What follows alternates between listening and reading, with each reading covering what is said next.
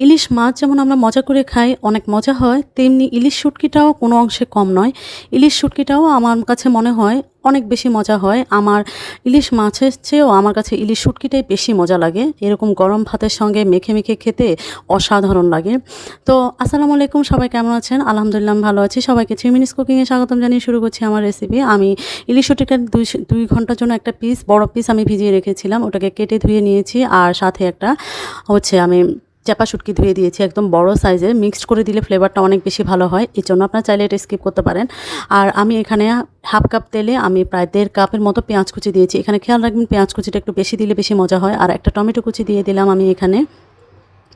আর এখানে আমি মরিচ গুঁড়ো দিয়ে দিলাম 1 চা চামচ। স্বাদ মতো আপনারা মরিচটা একটু বেশিও দিতে পারেন। বেশি দিলেও মজা হয় যারা ঝাল খায় শুটকির সাথে। তা আমি হলুদ গুঁড়ো দিয়ে দিলাম 1 চা চামচ পরিমাণ।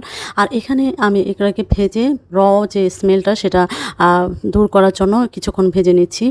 আর একটা জিনিস খেয়াল রাখবেন, এই সময় কিন্তু লবণ দেওয়া যাবে না। কাটা ইলিশে প্রচুর লবণ থাকে। এটা কিন্তু আপনাদের মাথায় রাখতে হবে। তো আমার এটা ভাজা হয়ে গেছে। আমি এখানে শুটকিগুলো দিয়ে দিলাম। দিয়ে আরেকটু ভেজে নিব।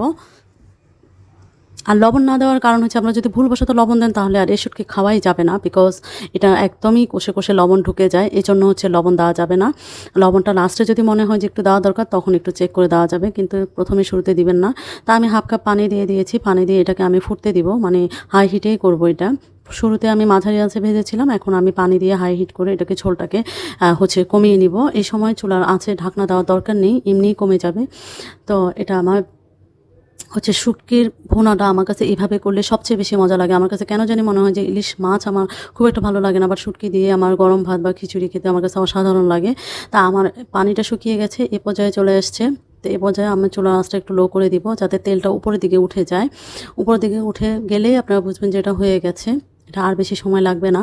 আর এটা আপনারা এভাবেই করে দেখবেন। আর শুটকি ভুনাটা এভাবেই মজা লাগে। আর ইলিশ শুটকিটা, কাটা শুটকিটা আমি এভাবেই করে থাকি। আর অনেক সময় আমি ডিম দিয়েও ভুনা করে থাকি। আর ইলিশ কাটা শুটকি ছাড়াও আরও একটা ইলিশ আস্ত পাওয়া যায়, সেটাও পিস পিস করে, সেটা আবার গলে যায়। ইলিশ কাটা শুটকি যেমন গলে না, আস্ত থাকে মাছের মতো, কিন্তু ইলিশের যে আস্ত শুটকিটা পাওয়া যায় সেটা আবার গলে একদম চ্যাপা শুটকির মতো গলে যায়, ভর্তা ভর্তা হয়ে যায়। ওটা দিয়ে আমি ডিম ভুনা করি।